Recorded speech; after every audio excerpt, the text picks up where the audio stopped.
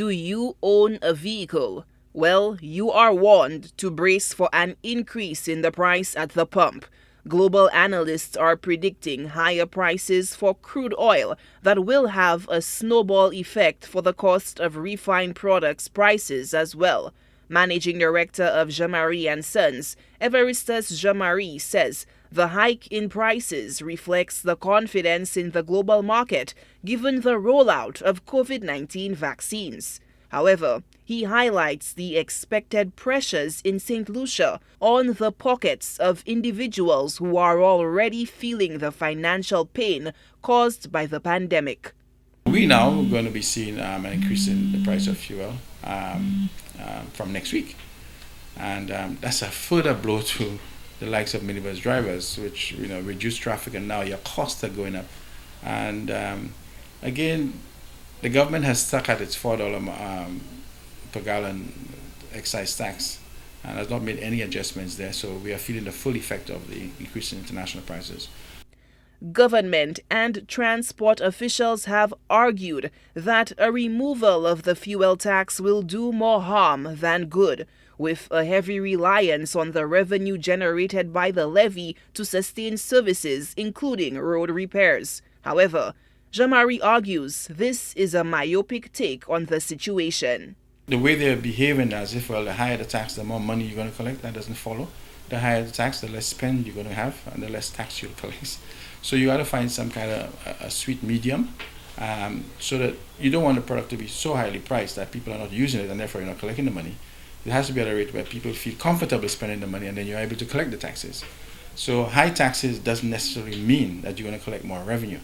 And the government must find ways of encouraging people to at least not cut back on the fuel expenditure, but to be able to keep going. And in the process, they may be able to maintain their revenues. But to keep it high, I think you're squeezing people in particularly a difficult time. In December 2020, cash-strapped bus drivers of the 2H route staged protest action to draw attention to their pandemic-induced financial plight. Operators from other routes stood in solidarity with the Southern drivers and also pulled their services. The National Council on Public Transportation and transport officials promised a review of COVID-19 related limits on the number of commuters. However, a devastating pandemic wave has since railroaded operators drive for more people on buses.